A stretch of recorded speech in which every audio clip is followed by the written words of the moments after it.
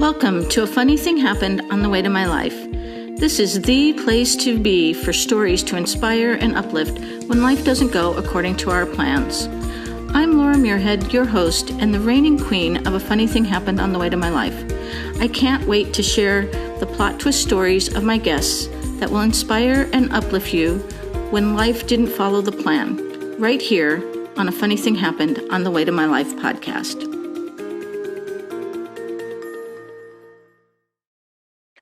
Hello and welcome to this episode of A Funny Thing Happened on the Way to My Life.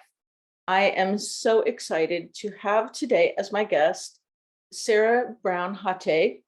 Sarah is one of my co-authors in the #1 international bestseller, Entangled No More. So Sarah, come and introduce yourself and tell our listeners what you do and where in the world you are. Hi, Laura, and thanks so much for inviting me to your wonderful podcast. Can't wait to share things with you. So as you said, I'm Sarah Brown Haté. So as people can probably tell, I was born in the UK. That's why I have the accent I have. But I moved to France over 30 years ago, fell in love with a Frenchman, got married, and that's why my name is also Haté. So I've been living in France for a very, very long time. And what I'm doing right now is I've just rebranded and I am a soul-based healer and mentor. So I help sensitive, empathetic women who've lost their identity, who've lost their way, who just have no sense of really who they are, to reconnect to their soul, and their soul being themselves first, then others, the universe, and life. It's important and amazing work that you do. Thank you for that. So a few years ago, several years ago now, you had some health things, and just come and talk about A Funny Thing Happened on the Way to My Life experience that you had. So I love the title because honestly, when I look back, it really was a funny thing. At the time, it wasn't at all. It was the worst thing that could have happened to me. I had been holding everything together, an absolute control freak over my own life, but over practically everybody else's lives as well. And this was going back a very long time, about 20 years ago, when the health problems started. And I just ignored what was going on. I ignored what my body was telling me. I pushed through, went to see the doctor a few times, had medication for back problems, and then just carried on with life. And obviously, life was actually wanting me to stop and take stock of things at the time, but I had no idea that that was what was going on. So I pushed through until the summer of 2008, when my body obviously thought, well, she's not getting the message, so we're going to have to do something really big to physically stop her in her tracks. And that's what happened. So I had a massive slip disc at the base of my spine, which was paralyzing my right leg, meaning that I physically couldn't move. And apart from the excruciating pain, there was nothing really I could do. And my life suddenly stopped. So I had to surrender practically everything. And it was the summer of 2008. My 3 kids were still at school at the time. It was 2 weeks before they all went back to school. So I was in no physical space to be able to help them get anything ready. So it really was there a question of letting go of all the control that I'd been holding, asking for help, which was something that I had never done before, just because I felt I couldn't. And so that was what happened. And that led me to really connect to my soul, to my soul's calling, and to have the courage to do what I had been wanting to do for quite a long time, which was to quit my job and to set up my own business. And this came to a head because I was signed off work for quite a few months to start the healing process, the physical healing process. But then what happened was I just didn't want to go back to work. I started to feel the knot in my stomach, the dread, the physical sickness. And I said to my husband, I just can't do this anymore. I really can't do this. So we sat down, had a long discussion, obviously because the kids were young and all of the financial implications that that would have. And he supported me wholeheartedly. He said, I'll give you a year. If it works, it works. And if it doesn't, then you'll need to go and get another job or whatever. So I said, yeah, fine. And it worked because I'm still in business. The business has totally evolved, but I'm still in business. So that's the story behind my funny thing. Well, and number one, congratulations on having such a long-standing business. But the more and more we find that this is what happens. And I know you do some work with Joanna Hunter, my friend and mentor, and in her world, she calls this agents of the universe, where they are, they sneak up on you. Sometimes they sneak up and they say, hey, you know what, you're not feeling so good. And until, like you said, it kind of hits the wall and you can't ignore it anymore. And I feel like this is what happens when you really do have a different calling and something else that you're really wanting to do. And maybe, you tell me, maybe you had it in you, this idea of what you wanted to do, but there's all the logical things that get in the way, as far as, little things like money and supporting the family and paying your bills and buying food. Yeah, for sure. I mean, the business that I started is not the business I have today, because I had no idea that this was my soul calling at the time. All I knew was my soul was calling me to stop doing what I was doing, the way I was doing it, and to be my own boss. So that was the first thing that I really followed for my business. I'd had other signs before for my personal life, and I started to follow them. But that was when the two started to come together. It wasn't, there's me in my life and there's me in my business or in my career, that, it was a whole. So that was when it really first started to come together, back in 2008. And I didn't want to take that much of a risk. So I actually negotiated with my employer at the time. I was working as a full-time technical translator, which was my fun thing at the time, no longer is, because we all evolve. But I went to him and I was very open and honest. And I said, look, I just cannot come back to work. So I want to keep working for you, but I can't come back physically and work with you like this. So I want to set up my own business. Would you be willing to outsource? I can't remember exactly how much, say 1 day a week's work, or would you be willing to outsource work to me on a regular basis, at least to get me set up?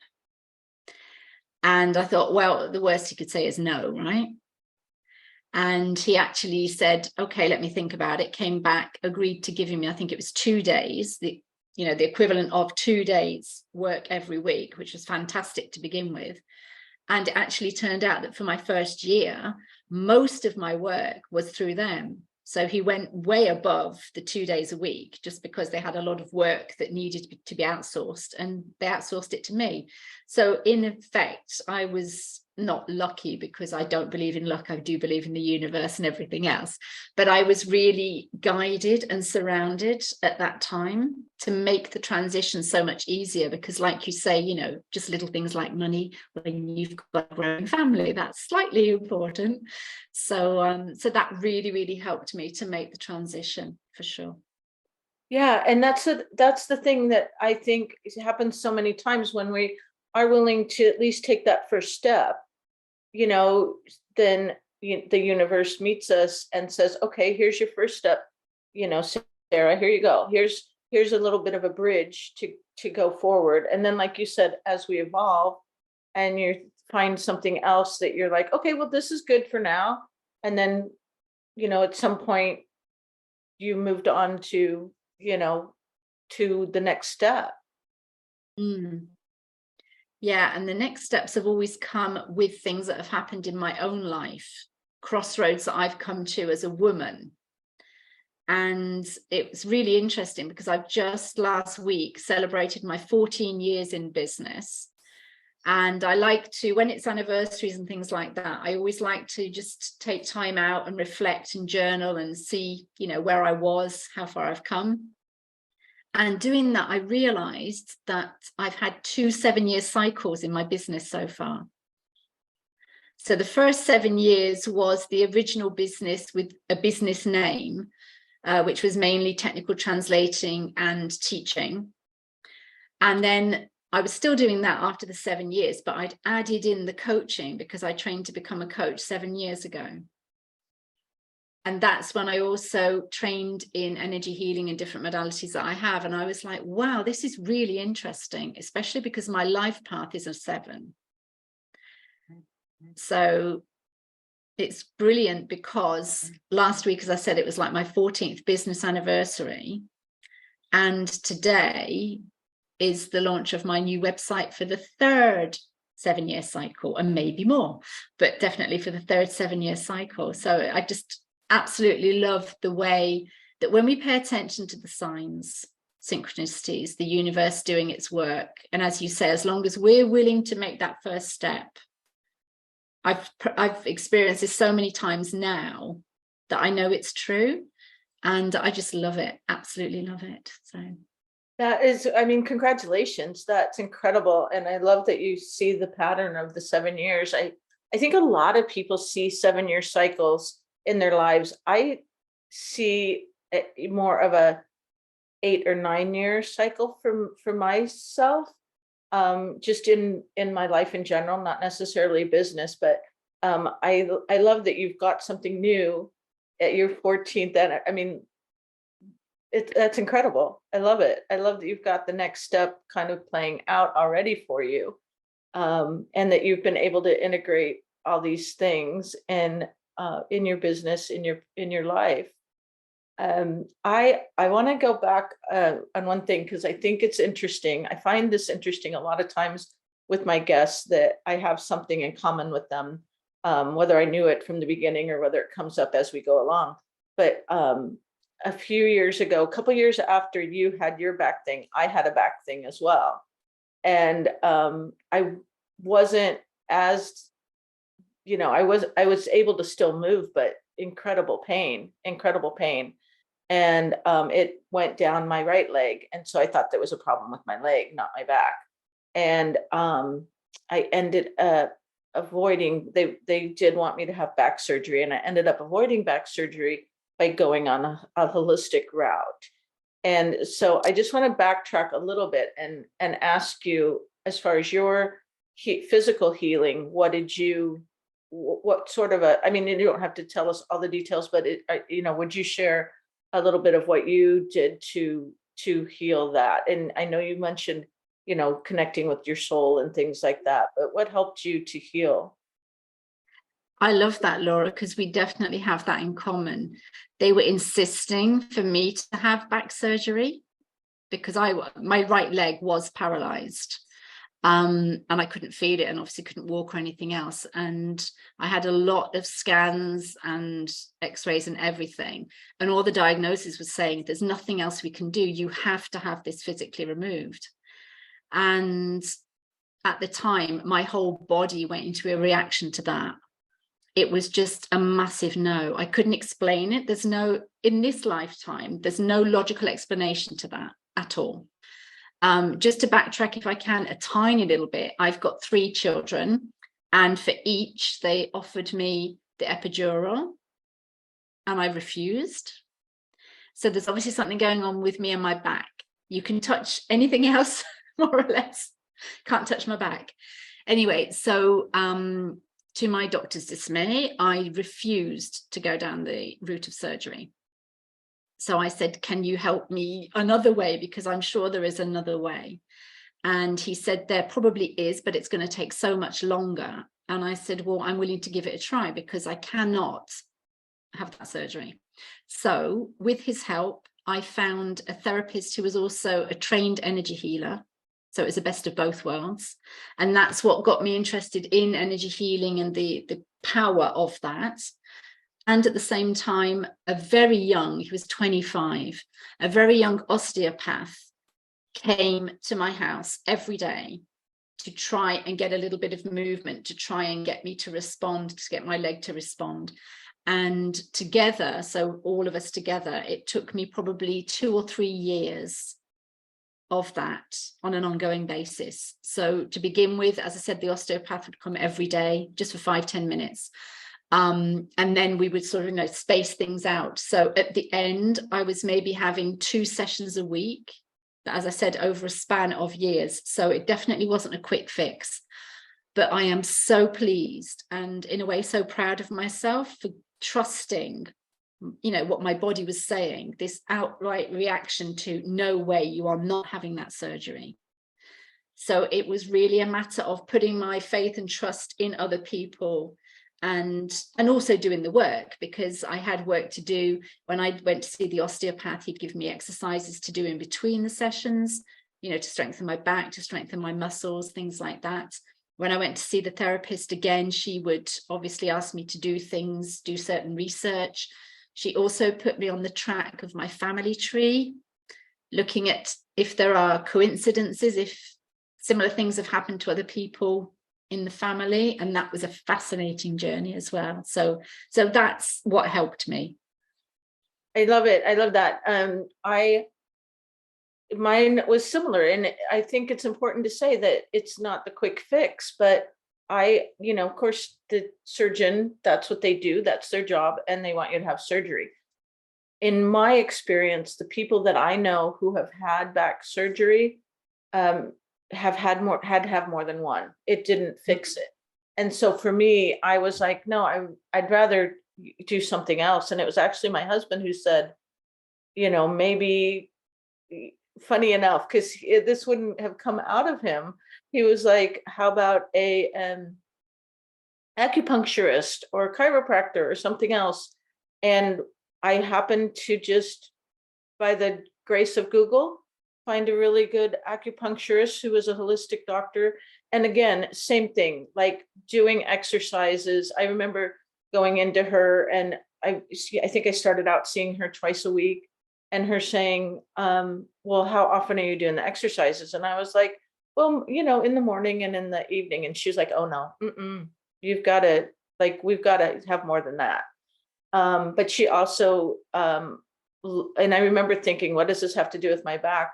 Asked me, about nutrition and sleep and all these other things. And it was same with you. You have to be willing to do the work. And I would say for me, it was a good 1.5 2 years, but it was worth it. And the education, I think there was a level of being willing and open-minded enough to educate myself on some of it. She was the first doctor ever who gave me 5 books to read. Read this, read this, read this. And I was like, what is all this? And so, yeah, I think it's important that for you talking about that we have to be willing to do the work and the exercises to do the healing. And I love that also is what led you to energy healing and led you down that path, because had you not, maybe it would have still come up later in your life some other way, but had you not, then you might not have taken the steps that you took in your own journey and in your own business then. I laughed when you talked about the books. I only had 1 to read, but that's what my doctor said. He said, do you love reading? I said, yep. He said, well, that's good, because you can't move, you can't do anything else. So go and read this book from cover to cover.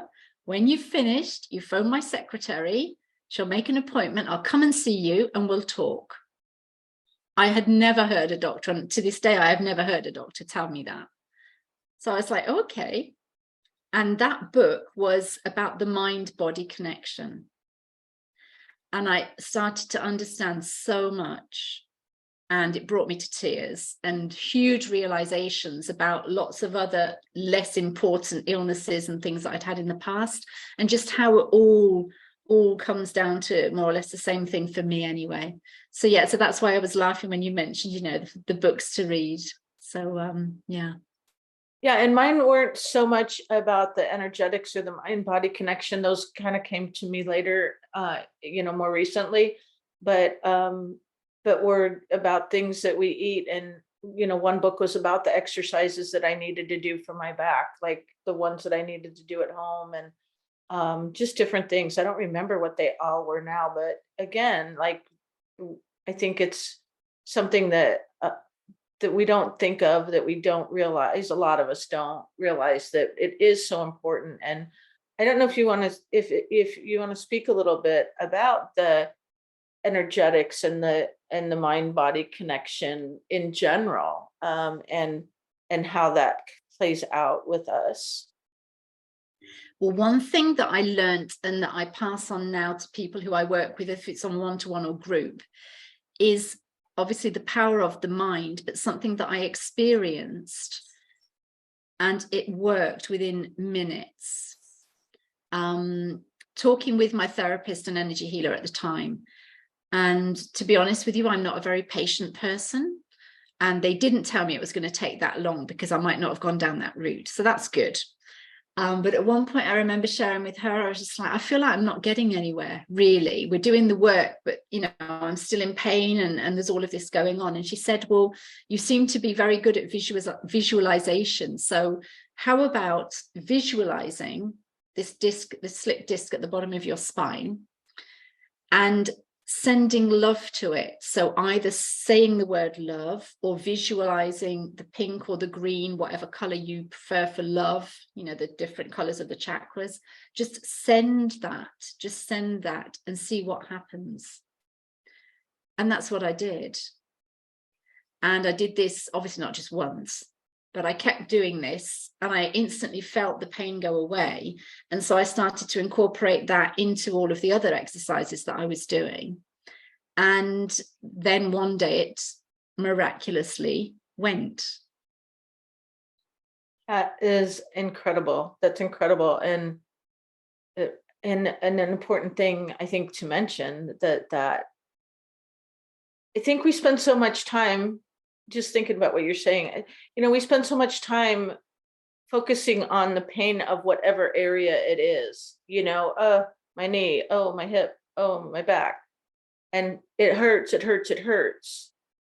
And I know a lot of times in general, we talk about, like the law of attraction and the positivity, but I don't think that we think about it in the terms that you're talking about, in the terms of our body, and sending the positive to our own bodies, and sending the love there. And it's like, no, I love my body. You support me in so many ways.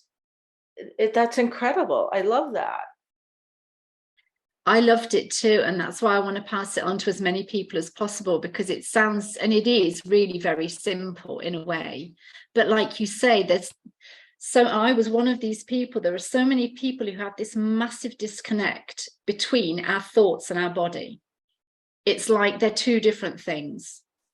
And the power of our thoughts can literally change our life. Like you've just said, it's either, do I want to focus on the pain, or do I want to acknowledge that pain, which is hurting me, but then working with my body and my thoughts and my energy and guides and whatever else I want to do, but to actually focus that all to heal.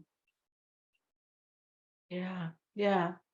There's another person that I know who talks about, she works a lot with the body and healing, and she talks about visualizing your body like just in a perfect state, that your body's working perfectly, which is great as well. Like just scan your body and imagine everything working properly.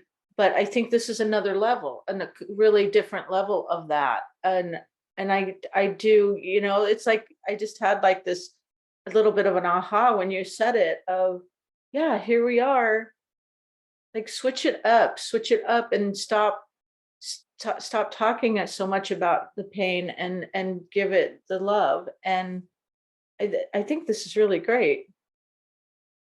because our body speaks to us, right? You've experienced that too. So there's obviously something going on, and we don't have all the answers necessarily. And sometimes we don't even need to have all the answers, but acknowledging that and being at least open to experiment, because I'm a great believer in all of this anyway. So I didn't really need much convincing, but some people maybe do. So all I would offer up is just try it. You know, what's the worst that could happen by you trying that? Nothing. You'll still be in the same pain, right? Worst case is you'll be where you are, where you already are. Exactly, right? It's not going to make it worse. So just experiment and just see what happens with you, to you, for you, through you. It's honestly, it's absolutely fascinating. Because I also find that we can often overcomplicate things in our lives. And if we were to trust ourselves more, it would be easier on us as well. I'm not saying that we don't need outside help, because we do, but the outside help isn't enough, because it's somebody else's experience, basically, isn't it? It's somebody else's thoughts, words, experience, wisdom, which is great, but it's not ours. So to listen to people who inspire us, that's one thing, but to then actually sort of filter through or whatever and take things on board for ourselves and really experiment with that and see what works for us and see what other things we can bring in. That's when it works, because it's very easy to take the medicine. I used to do that all the time, because I was like, I can't not work. I cannot take the time off work. So please give me the pills so that I can get through this and carry on. So it is easy to do that. A lot harder to actually say, right, I'm going to explore something else. But for me, a lot more enriching. So yeah, that's it. And this is such a timely message also for me, because in the last few weeks especially, I've had several people in my family and that I know who've literally had medical issues going on. And the message that's been coming to me through watching them in the medical process is that we absolutely have to start to advocate for ourselves. To, if something doesn't feel right for you, to say, no, I'm not going to take that, or no, I don't want that shot. And I don't mean the thing. I mean, whatever the medicine is that they are offering to us. If it doesn't feel right for you, or if you find yourself in a situation that is uncomfortable, you don't have to stay in that situation. Like, we have to be our own self advocates. Nobody's going to advocate for us. But like you say, we're giving our power away to people who have their own ideas, who have their own thoughts. And sometimes those are good and right. And I think there's a big thought process in most people that these doctors, at least the Western world doctors, know more than us. They've been educated and they know more than us, but they don't know more than what we know if we listen to our bodies. Like, we know what's right for us. And I just think people don't realize that they can stand up for themselves, whether it is pushing through to get sometimes, in our medical world over here, when insurance steps in, oh boy, I don't want to really go down this whole rabbit hole, but they're saying, no, you can't have this test that you really need. Yeah. And that the doctors are saying you need. So we either need to advocate for ourselves to push through, to get, keep, following up, or like we're talking about, saying, okay, how does my body feel about this? I don't want that. That doesn't feel right for me. I actually had, when I was having this whole thing going on with my body, I had a doctor prescribe give me a pill, give prescription. And when I got it and I got home and I read all the side effects, I was like, you know what? My pain isn't bad enough. My situation isn't bad enough for me to risk these side effects. That would be worse.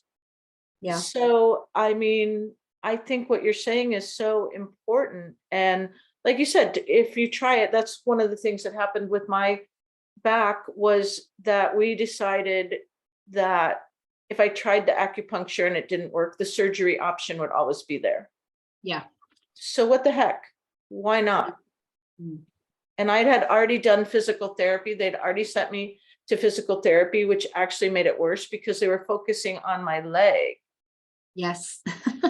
And as soon as I went, before actually they sent me for an MRI, but before I went for the MRI, I had gone to see this acupuncturist, and she actually said, have them, make sure that they include whatever in this MRI because this is where your problem is. And I had multiple things going on in my back as well. And so it's incredible. And like I said, we tried it. We tried all the, what we would consider traditional things here, and did have the idea. So I love that the idea of experimenting with sending love to whatever is in your body. And like you said, worst case is you'll still be where you are, or get better than that. You might start to feel better and be surprised and surprise yourself at the power that you have over your own body. Yeah. Yeah. I mean, you saying that we need to advocate for that. The first time I did was over 20 years ago now, when I was expecting our third child, because I had some blood tests run and the levels, I can't remember what they were, but the levels were very, very high for a woman of my age and my condition and everything else. Basically, the diagnosis was there's probably going to be a big major health problem with your future child. So we need to explore this further. And I asked what the tests would be and what the things would be. And again, my body was like, no, you're not doing that. The risk of what could happen if you have the further tests done was much greater. The risk of even losing the baby was much greater than the potential threat, for want of a better word, of giving birth to a baby who would have health problems. And this was going back, as I said, over 20 years. So you can imagine at the time, I was more or less literally thrown out of my doctor's surgery. It's not the same doctor. He called me completely crazy, out of my mind. What was I thinking? I should put my future baby's health before my own, etc., etc. I went against the grain and said to a few people what was going on, and they said, well, we think you should have this done. These people were friends and family, and I said, I'm not. So I had practically zero support.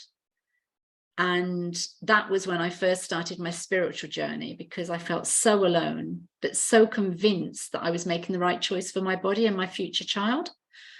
And I just sat crying in the garden on a summer's day one afternoon, and I was just there, and I said, if there's anyone or anything out there, please help me. And I was crying and crying and crying, and I just felt, and I'm feeling it now, just this beautiful tingling protection, love, support. And I heard a voice say, just trust and it will be okay, something like that. I can't remember the exact words. And I just burst into tears, and I just felt so at peace with my decision. And I'm really pleased I followed through on that, because our son is perfectly healthy. So that's amazing and so good. I mean, really, I've had people that I've known that had similar situations where they've said, oh, your baby's going to have whatever issues, and scared the heck out of them. I mean, really, really challenging as a parent to wonder, what do we do? What do we do if do we go forward? Do we what if our child does have all these health issues? Are we going to be able to support that, on so many levels? And they, you know, p- not in the same way that you did, but pushed through and had absolutely, you know, healthy babies. And Yeah. so that, but I think that that's amazing that you experience that peace and calmness. And, especially it's really hard. I'm sure it's so hard when everybody is against you, all the people in your life are saying, why would you go against the doctors? And you just be able to be strong enough to stand up and say, this is what's right for me. That's really challenging. It was so scary, honestly, Laura, because I did wonder whether I was crazy. And then once I'd made my decision, I didn't want to go back on that. So then I spent the last 4 months of the pregnancy every day just really scared about, well, what is going to happen the day I do give birth, you know? And so then that generated trauma for the child, and we've been able to work through that since. But so all of that is connected, and that's when I really began to be interested in all of this, how our thoughts as well, because we were talking about this earlier, but how our thoughts as a future mom really influence the child, because even if we don't say it out loud, the child will still have those. And I know this from experience because of something my son said to me when he was nearly 3. And it was something I'd thought during the pregnancy and I'd never said. So. Yeah, that's amazing. That is, and that I agree with that. I mean, to me, the things that we, as moms, when we're carrying our babies, the things, not only the the physical things, the nutritional things that we do, but our thoughts and our energy and all of it is so important. And, you know, to me, it must have been incredibly hard for you every day, like you said, for 4 months to be, oh my gosh, what's going to happen? What's going to happen? What's going to happen? But then I also think about, um, women who have been raped and are carrying a child, and the thoughts that they might have that would potentially carry over to a child, and how you heal those things with, not only with the mother, but with the child. And, or these, like even in your situation, and people, like I said, like my family members who had experienced that, where they, potentially had the same thing. What is going to happen? What's my child going to be like Mm. when they are born? And are we going to be able to support that? Yeah, I think that's really interesting that you were able to really hear that from, like, we think, oh, that passes through, but for you to actually have your son share that with you, so that you are like, oh, wow, Yeah. yeah, that's an absolute confirmation that that happens. Yeah. I mean, that's a whole other story about that pregnancy and the relationship I have with him. It's beautiful. Yeah. Absolutely beautiful. He came here. For me, one of his main purposes for me in my life is to be my teacher, because I really opened up to who I am, my spirituality, and connecting to all the energy healing and all of that, everything that I have been through since his pregnancy. It's really taught me to actually step up and out into my soul calling. So, and I've told him that very many times. He's here for other things for himself as well, but his mission for me as his mum in this life is definitely that. That's amazing. That is so incredible. I love Mm. it. I love it. And a lot of times we don't think about that either, that maybe, our children are here to teach us something or to lead us down a Mm. certain path as well.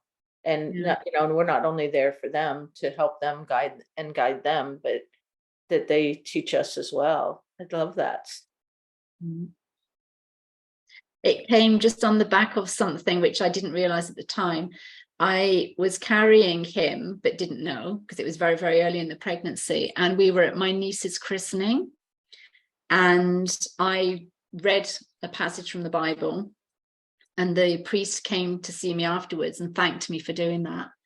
And then he said, God is going to ask you to do his work. And I just looked at him and I just didn't know what to say. So I didn't ask any questions. And a couple of weeks later, realized I was carrying our third child, and then everything I've just explained to you. And I was like, wow, it goes way beyond things that we can maybe even imagine. So that's incredible. That's incredible. And especially to hear it, from a clergyman, because your journey is really more of a spiritual journey that wouldn't maybe necessarily connect that way. Exactly, because I'm not even christened. I don't have a problem with the church and whatever, but I'm not even christened, so it's not like he was the priest that I used to go and see or the church that I used to go to. Not at all. Not at all. I'm just very open-minded to, I think there's a god or a goddess. That's just my personal conviction. We're all connected and we're all one, sort of thing. There is no one God for me. I'm not wanting to go down that rabbit hole either today, but I was just so amazed. And then to realize afterwards that what he said was actually true, because when I sat there crying and I was like, if there's anything or anyone, help me. And then to hear that voice and to feel this love and support, and then that reminded me of his words months before, and it was and I only saw him that once. I've never seen him since. So the universe works in wonderful, mysterious ways. Yeah, definitely a messenger for you, for sure. In that situation. That's incredible. I love your journey. This is, these things that either have physically happened to you, or like this, a message coming to you, and the fact that you are so open to the different messages and also willing to then take action. Again, it's all about like not only listening to the message, but taking action on it, because a lot of times I think we don't do that either. No. I mean, going back to what you shared about your back, same as me, we healed because we also did the exercises and did what was necessary. So, yeah. Yeah, absolutely. And same like with you, what you mentioned, about like, luck. It's not necessarily luck. I think I just did a post the other day about that it was on St. Patrick's Day. I made a post of make your own, don't forget to make your own luck, because I think so many times we look at people and go, oh, they're just so lucky. But really, when you look at it, they're lucky, quote unquote lucky, because they've been open to the idea, they've taken the first step, and or done the whatever work to make good things happen in their lives, and then potentially other people see it as luck. Exactly. Yeah, my dad, who passed away last year, but he would often say, when I would going through periods of doubt, as we all do, on and off, especially in business, and when I'd phone him and just have a chat and say, oh, Dad, I'm not too sure, and he would always say, but you make things happen. He said, you have always made things happen. And I love that he recognized that in you, because a lot of times our people don't see that either. Exactly. Yeah. So that was in his later years. That was, quite recently. But even so, it's, and I was like, I do. Because like you've said, I do have these messages, these intuitions, these downloads, whatever you want to call them. And I don't always take action on them all, because I don't have enough time to take action on them all. But I take the action that I feel inspired to take anyway. So, yeah. Well, and I think sometimes it's about timing as well, because just to touch on Entangled No More for a minute, when I saw that opportunity, in the beginning when it was presented. And I didn't take that opportunity at first. And it wasn't until, because I was like, no, I don't have the time. I don't have, what would I know? I have stories that I'd like to share, but it's not, it really wasn't obviously the right time for me. But then literally when it was like last call for, authors for the book, I was like, oh, I'm going to do this. And like, why, when I could have had months of, time to put that out there, I did it in the crunch time, and so I think a lot of times even though maybe something is presented to us, and you know what, that happened, sorry, it happened again with when I opened my studio. I have an art studio in Michigan. A lot of people know that. When we were looking for the building, we looked at the building that we eventually bought. When we first looked at it, it didn't work out. And so we went down and looked at, 2, 3 other buildings, and not surprisingly, those didn't work out. And so then we ended up coming back around to that first building that is now my studio. And it's the right thing. It was the right thing. But for whatever reason, like I said, it didn't work out that first time in that timing. So I think, a lot of it, and, maybe you agree with this, I don't know. For a lot of us, we might have those nudges at first that we don't take advantage of because, and sometimes I think it's a matter of more information coming in that we haven't collected yet. I think there's a lot of reasons for that to happen that way. But sometimes we have to have and then when the time is right, we're like, okay, yeah, let's go forward. Let's move on with this one. It's interesting because I signed up to Entangled No More straight away. What happened to me was I did what you did for Evolving on Purpose, which was the book released just before. And it was really weird because I thought that I was one of many who signed up at the last minute, not realizing that people had been signing up for 3 months. And I was like, well, why had I not seen this before? And maybe I had, do you know what I mean? And maybe it just hadn't registered. But the day I saw it, same as you, it was like, last call. So I was on it. So once I'd done that and then saw Entangled No More, I was like, yeah, and maybe one of the first to sign up. And then I just couldn't write the chapter for months because I realized that I still needed to do some healing around my chapter. And I honestly, I would go sometimes, I'd block times out in my diary and sit in front of the computer and, get the incense burning and all of my rituals and whatever, and nothing. And it took a long time to come through. But then when it did, it was like done in a day. So that was very interesting. So it's similar to what you were saying about the timing. I need to be in this book. This is definitely for me. I have a story to share for that. And then having signed up, then it was like, oh, okay, so now I've got to do it. It's not coming in. And then trusting as well that it would come in before the due date. So. Yeah, that's interesting. And I know you have a few books, don't you? Yeah. Yeah, quite a few.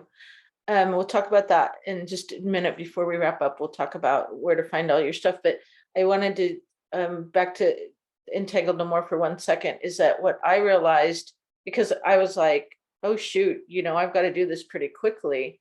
And what I realized was that my chapter was written. It was just written, some of it over here, some of it over here, some of it over here.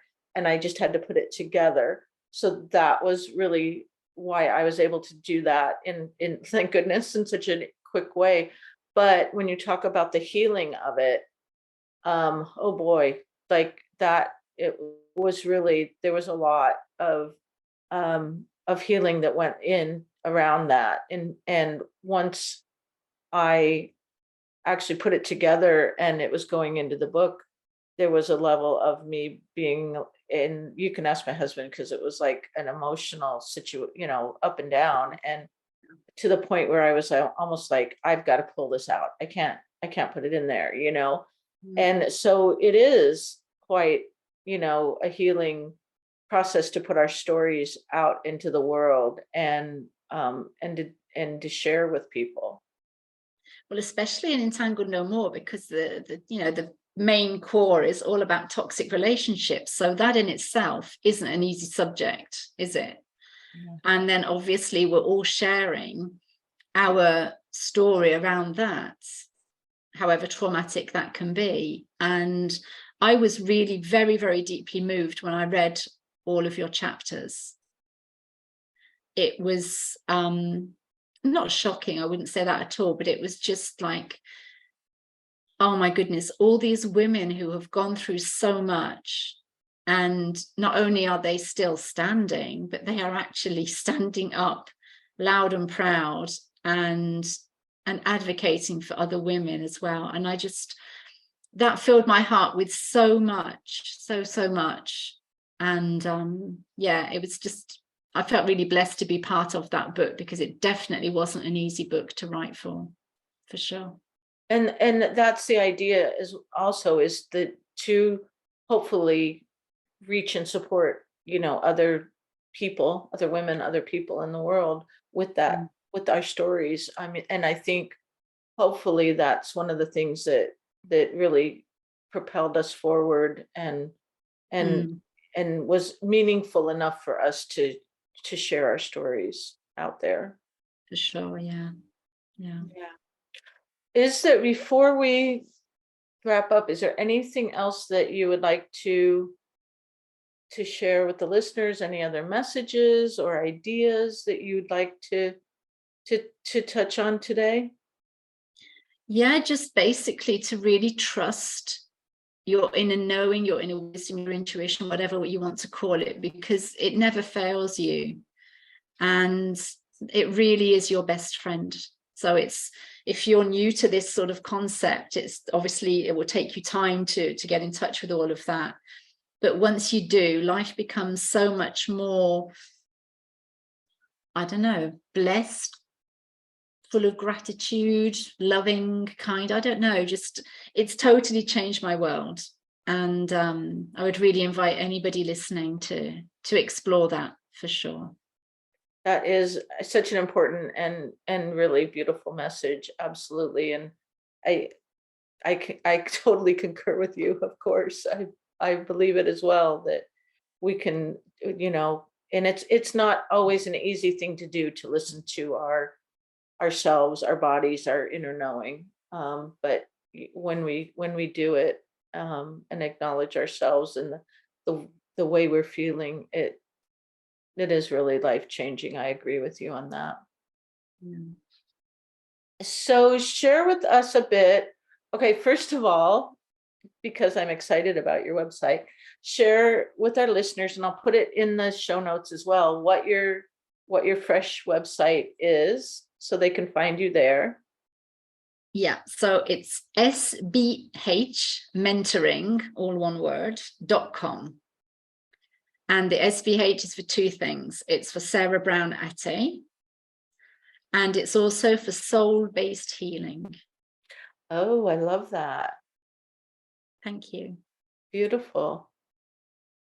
And also, what other socials, or what is it, where else can they find you and find your books, and follow you? Where can people find you in the technological world? So you can find me on LinkedIn under Sarah Brown, so Brown without an E. I have a YouTube channel which is currently called So Free Coaching, because that was the old business name. So I haven't yet transitioned, but there's a YouTube channel there. And I also have my Facebook page as well, which is Sarah H Coaching. Beautiful. And again, I will put all of that in the show notes for people to find you. I do want to mention that we are both on Amazon. The book Entangled No More. It can be found on Amazon, both in Kindle and paperback, but we both have author pages on there as well. So Yeah. you can put your author page in the show notes if somebody's interested, since we talked about that, if you're interested in Entangled No More, or one of Sarah's other books as well. Exactly. I do have a pen name, which isn't Sarah Brown Haté. It's Sarah Brigid Brown. So that's my Amazon name. Yeah. Okay, great. And I will give you the link. So yeah. Yeah, thanks for clarifying that. So I have so enjoyed our chat today. Thank you for being a guest on A Funny Thing Happened on the Way to My Life. And I want to give a huge thank you to our listeners, as always. Thanks for coming along on the journeys with us. Thank you so much, Laura. Thank you for listening to A Funny Thing Happened on the Way to My Life podcast. For more information, visit my website at www.lauramuirhead.com.